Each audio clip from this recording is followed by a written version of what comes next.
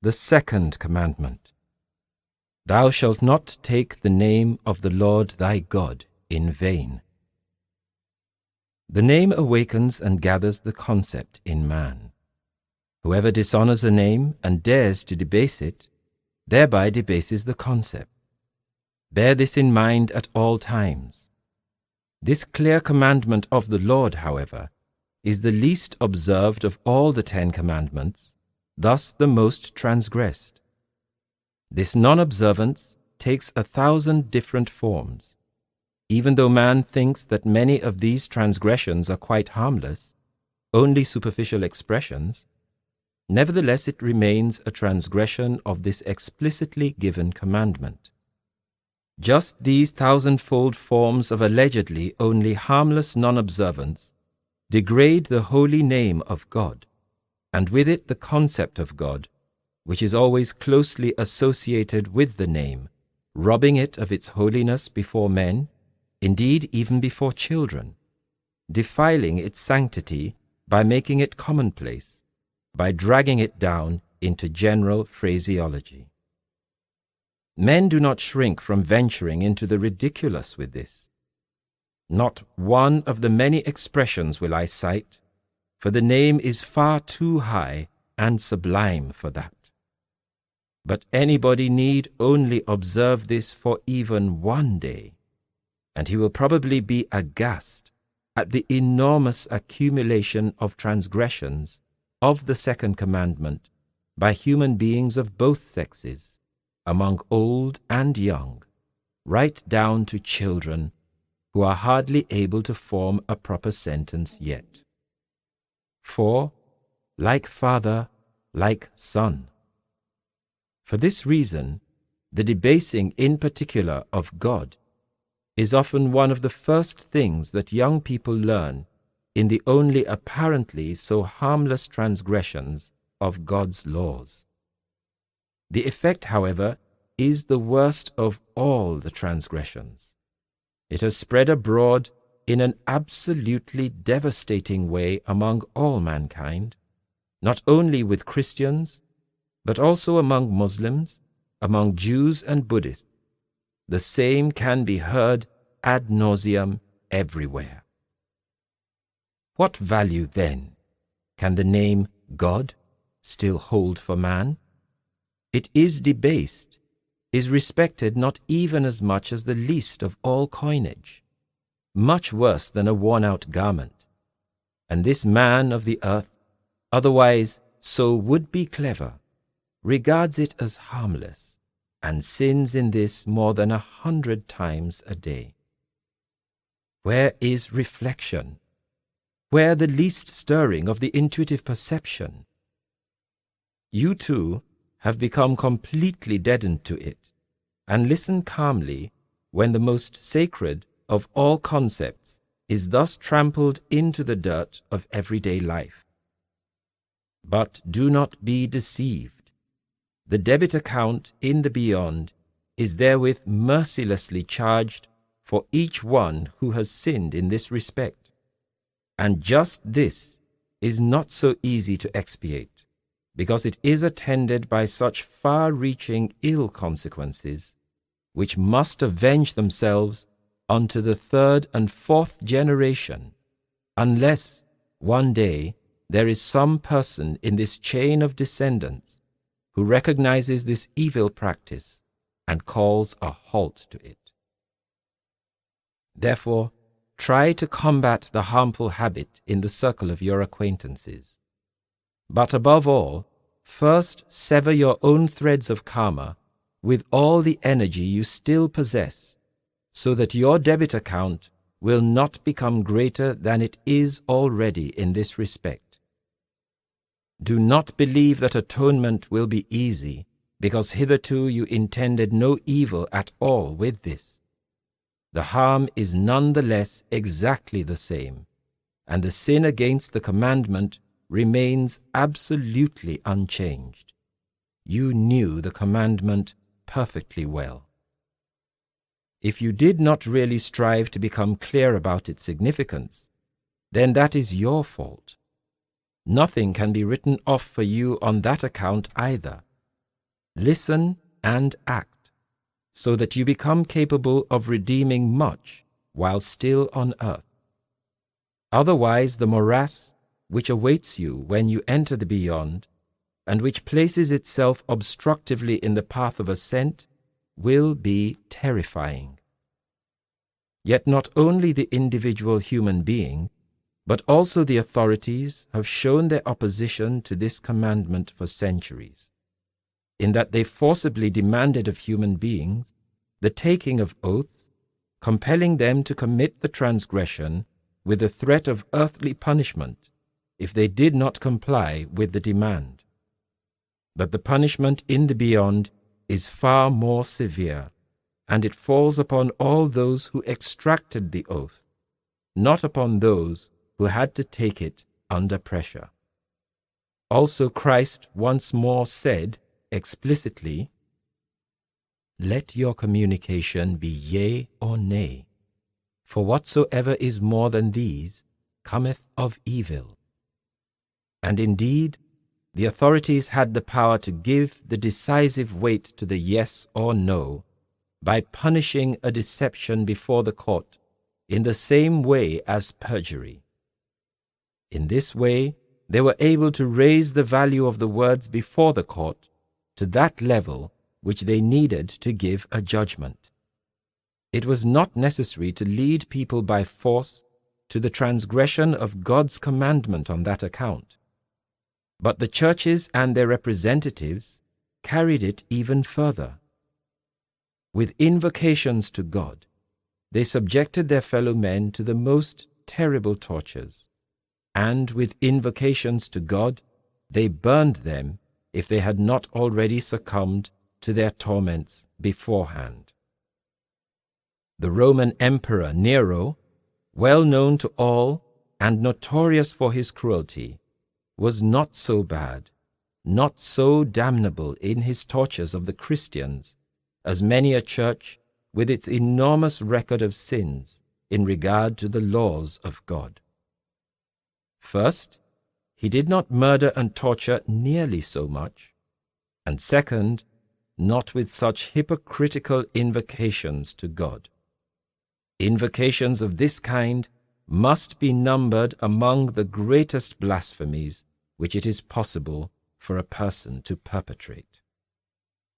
It avails nothing if these same churches today condemn what in those days had unfortunately been perpetrated through them all too long, for they did not voluntarily abandon it.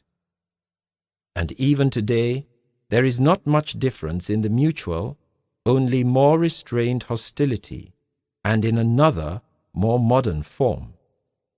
In this too, only the form has changed in the course of time, not the living core. And this core alone, which one so likes to conceal, counts before the judgment of God, never the outward form. And this present, only apparently harmless form, was born out of the same unspeakable spiritual arrogance of the representatives of all the churches as hitherto. And where this damnable arrogance is not present, there is to be found an empty conceit based on the earthly power of the churches. Often enough, these vices result in the most unseemly hostilities, interwoven in addition with earthly calculations towards the extending of influence, if not even towards a hankering after great political importance. And all this with the name of God on their lips, so that I want to call out again, like the Son of God, "By your deeds you have stamped my Father's houses, through considering them to be in your honor, as dens of murderers.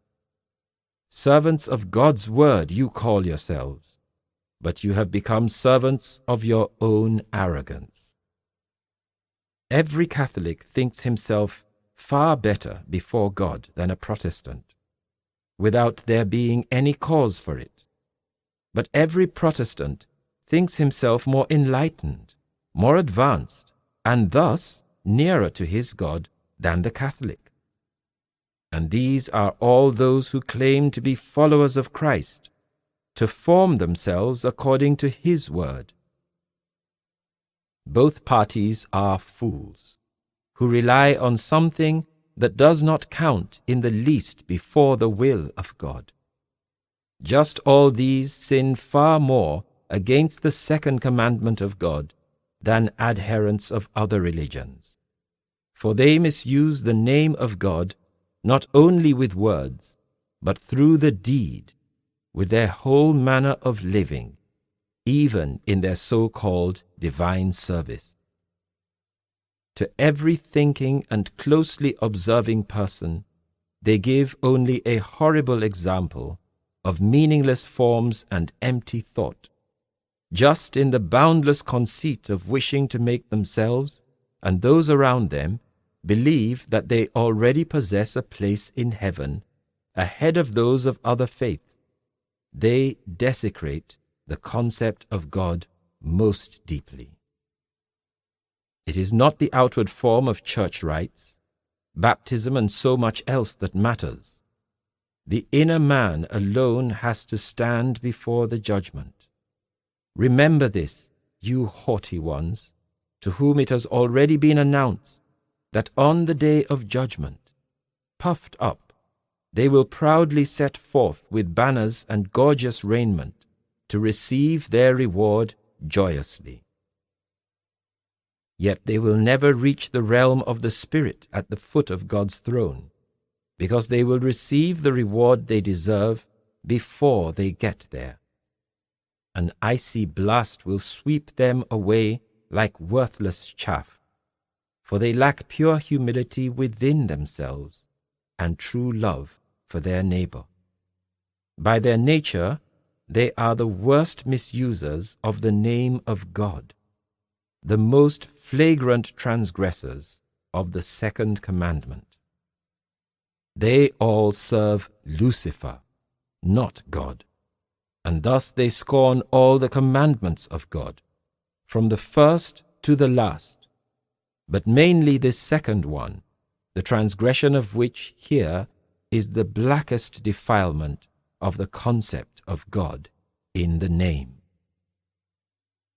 Beware of continuing to pass over this commandment lightly. From now on, watch yourselves and your surroundings keenly. Reflect that if you faithfully keep 9 of the commandments and disregard one of them, you will still be lost in the end. When a commandment is given by God, that is already proof that it must not be taken lightly, that it is absolutely imperative for it to be fulfilled. Otherwise it would never have been given to you. Do not dare to pray if you are unable to vibrate with your whole soul in the words, and beware lest you reveal yourselves as thoughtless prattlers before your God, for thereby you would be guilty before him of misuse of the name of God. Before you ask him for something, consider carefully whether it is urgently needed. Do not become entangled in formal prayers to be rattled off at certain times, as has become the bad habit in all religious practices. This is not only misuse of God's name, but blasphemy. In joy or need, an ardent intuitive perceiving without words remains far more valuable than 1,000 spoken prayers, even if this intuitive perceiving lasts only a fraction of a second. For such intuitive perceiving is then always genuine and no hypocrisy, hence never a misuse of the concept of God either. It is a sacred moment when the human spirit wishes to cast itself in supplication or gratitude before the steps of God's throne. This must never become habitual chatter, not by the servants of a church either. That man who is capable of using the name of God on every possible and impossible occasion in daily life has never had the faintest idea of the concept of God. As a human spirit, he must possess the ability to perceive inwardly a divining of God, even though it be but once in his earth life. But this once alone would suffice to deprive him of every desire to transgress the second commandment thoughtlessly. He will then eternally bear within himself the need to utter the name God only in the highest purity of his whole inner being. Whoever does not have this is far removed from even being worthy of God's word, much less of entering God's kingdom, of enjoying his blissful proximity. For this reason, it is also forbidden to make a picture of God the Father according to man's concepts. Every attempt at this is bound to lead to nothing but a pitiful belittling, since neither the human spirit nor the human hand is enabled to see even the minutest part of the reality in visions, and to retain it in the earthly way in a picture. The greatest work of art in this could signify only deep degradation. A single eye, in its unutterable radiance, suggests everything. Thus exalted is the to you inconceivable greatness which you embrace in the word God, and which with careless audacity you often dare to use as the most ordinary of empty and thoughtless expressions. You will have to render account of this conduct of yours,